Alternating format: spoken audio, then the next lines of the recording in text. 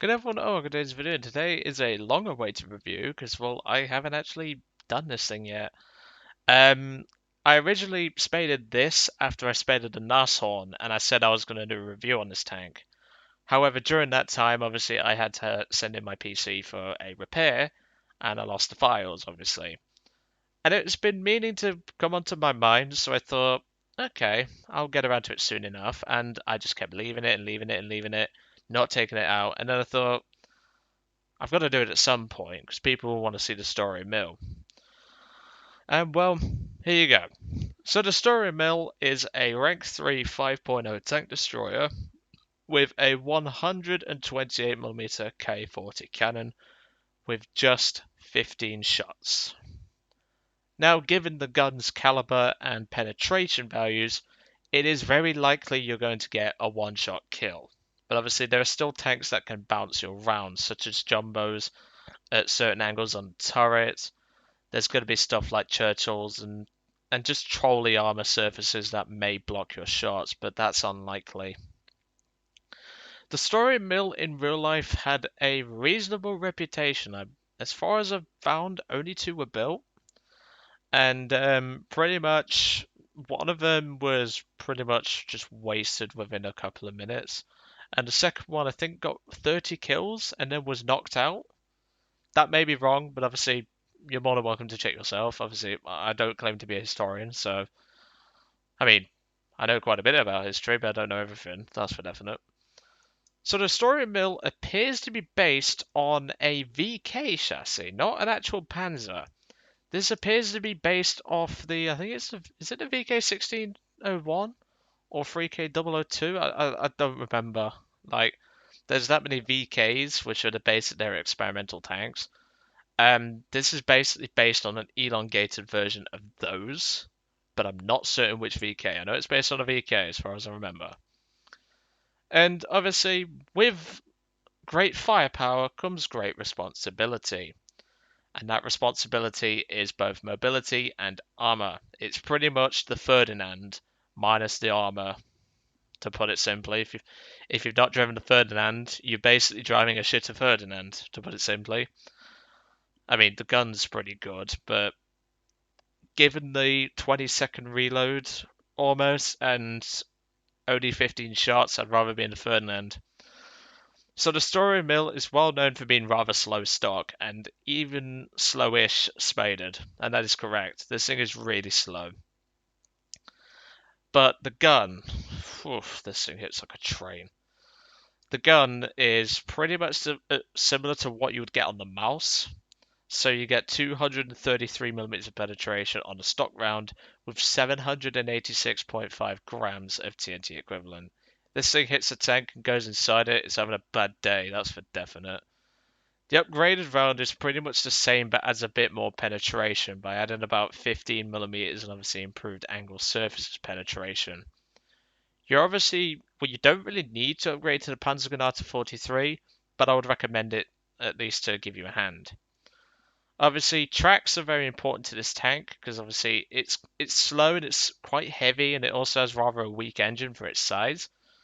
So I would recommend going for tracks as soon as you can.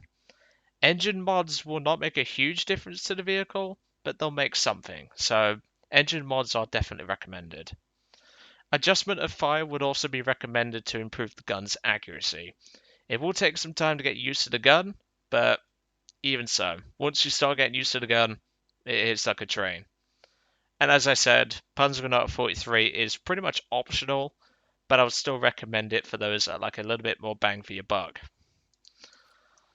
So obviously, with this tank being, well, packing a very big gun, we're going to have some very weird situations.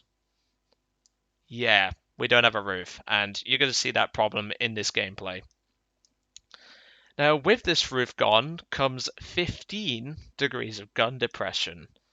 The gun can pretty much rest itself on the hull. That's pretty impressive. And not only that, that really helps when going over hills and finding good camping spots to set this thing up in. And with just 50mm of armor, you kind of need to do that. The side armor is even worse on the lower hull at 20mm thick, which means even 50 cals can penetrate. The side upper casemate is is 30 millimeters thick, the rear is 20, and the lower part is just 10. And obviously, the breech is open to the elements, so even a squirrel can throw a nut and knock out your breech, because this breech is highly vulnerable to damage. But you do get 5 crew, 2 in the hull and 3 in the crew compartment or the main fighting compartment. However, you've also got a shit ton of ammo placed around the vehicle. So once again, be considerate.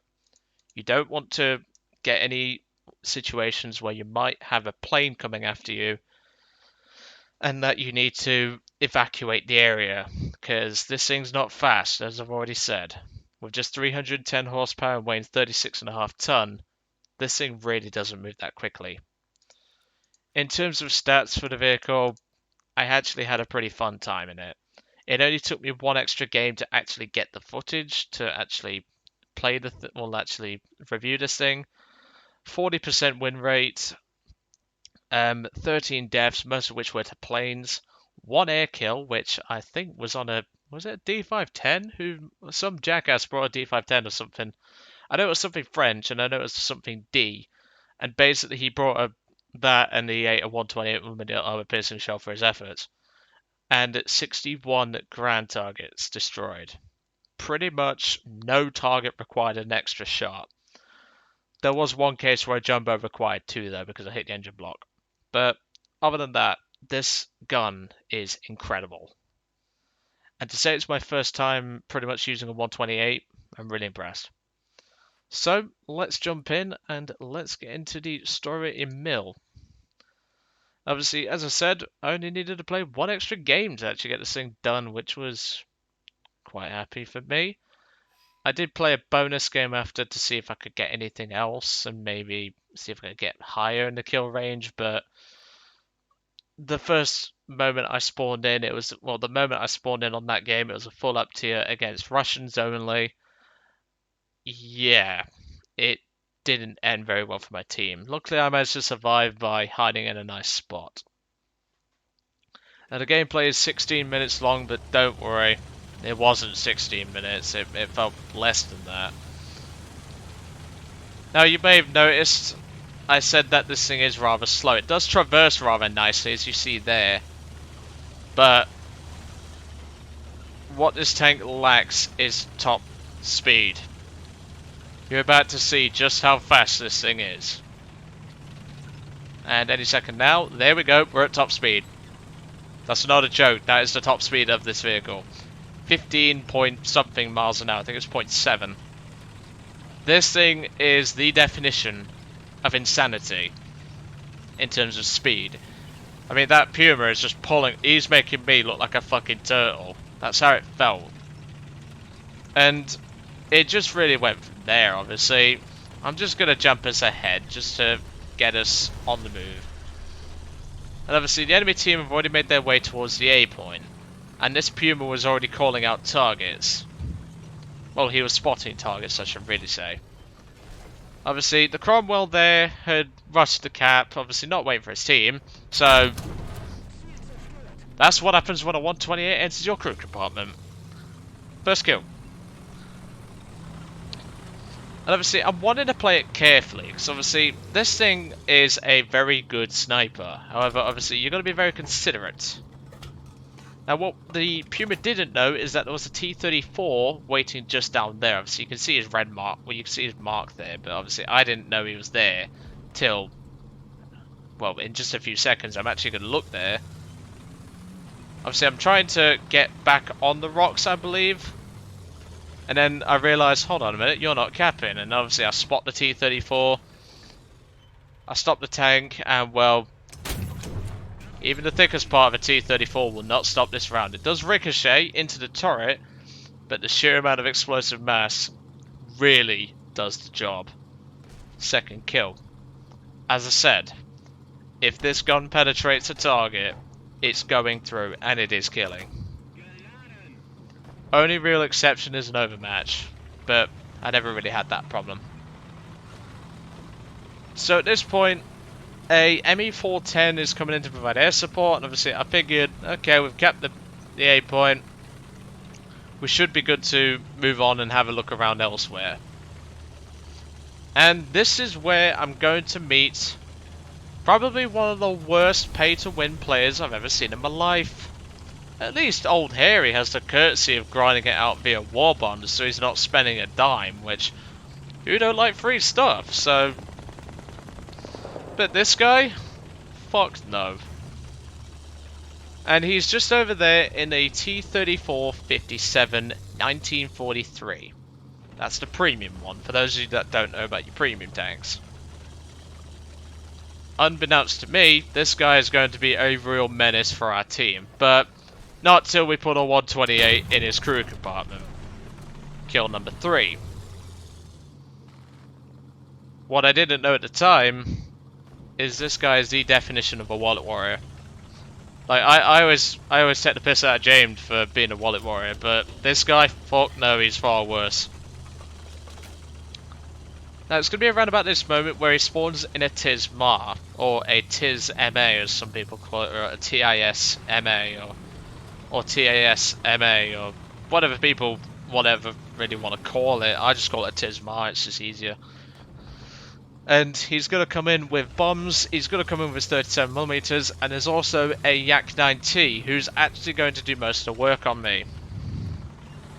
That's a hint, by the way. And I was just looking for a plane, because I knew this guy was coming back. And that's the thing, like, there's always going to be that one player who comes screaming back for a revenge kill. Obviously, I knew he was there, he hasn't actually spotted me at this point. However, he's going to start fucking up my team. So I figured, okay, we got to be smart about this. Track him using the gun, because it's highly unlikely I'm going to hit him with an armor-piercing round. And this is pretty much where I sit for a few minutes. I'm just going to go to free camera so you can have a look at just where I'm parked in here. The Yak-9T player actually has good observation. He's actually going to see me in there and just put some shots into my tank very shortly. And when I thought, okay, I'll sit in here for a few minutes. Maybe the 3 Whirlwinds on my team and the Focke-Wulf might shoot down this TIS-MA. Spoiler alert, they don't. And obviously I was tracking him with a gun here, but obviously with only 10 degrees gun elevation, I can't exactly shoot him down with a 128, unfortunately. I'd love to, because, well, killing him twice would have been nice. And I think it's at this moment when the Yak-9T spots me. Obviously I'm tracking them both, but I lose sight of the Yak-9T. And in a moment he's just about to put a couple of shots into me. Obviously not now, and, well, I say that, and he literally just did that. I think he took out... He damaged the gun breech, he damaged one of the actual charges for the shell, so not the actual shell itself, so even if he'd destroyed it, I'd have been fine. And he takes out my gun breech, and also yellows my gun barrel. And at this point, the enemy team have actually captured the A point back, so I want to get this gun back in the action, and start popping tanks again. Because, well, this big gun doesn't like sitting around. I mean it does if you're patient enough, but this gun wants to get firing.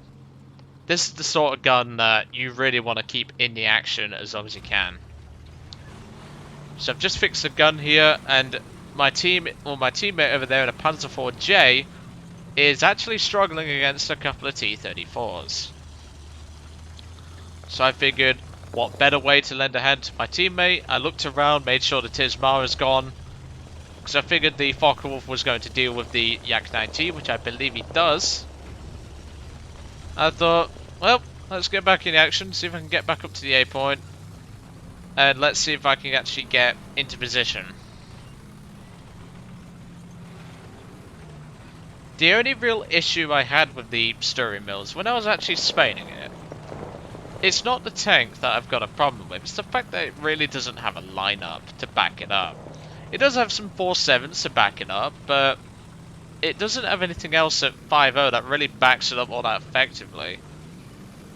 There used to be the German captured KV-1C, or KV-1B, or whatever they're calling it nowadays, and they keep changing the bloody name on it. And obviously the gun stabilizes very nicely on this sort of terrain. And well, that's kill number 4. 4 shots, 4 kills, just how a sniper would like it. And that is exactly what this gun does best. It does very well at sniping. Obviously, as I've already reiterated, you want to get used to the gun. My best advice is to take it into custom battles with a couple of friends in realistic setting and start practicing. I know that seems a bit dumb, and obviously people would say, oh, surely you get used to the gun if you play it live. Yes, that is true, but at the end of the day, if you make a mistake live and you misjudge the gun's capability and you miss your shot, you've got to wait 20 seconds. The enemy can, well, if they've got a fast enough gun, they can get 2, maybe even 3 shots on you before you even get a chance to reload. And this thing has no armor. And the armor it does have can set off any fuse in the game. You can sort of see why I recommend this then. So this is going to be my final contribution to this battle. The T-34-57 up there, I didn't actually know he was there at first. And I start moving in because obviously I'm going to try and use the 15 degrees gun depression and sit right here, which is actually quite a smart area to park in. It's at that moment where we have a lag spike. Typical Gaijin with their broken servers. And obviously I knew he was there at that point. I recognised the gun sound. So I just thought, I'll wait for you. And, well, there he is. Let the gun stabilise. 128 in the crew compartment. That's the end of him. So yeah, the Sturer Emil is a very good tank destroyer. It's just it really doesn't have anything to back it up. And when you've got a team like this, it's not helpful at all. Do I recommend playing it? Yes, I do. But please do be considerate of the reload and the lack of shells. Positioning is vital in this vehicle. But anyway, I'm going to let you guys off. I hope you enjoyed, and I'll see you all on the next one.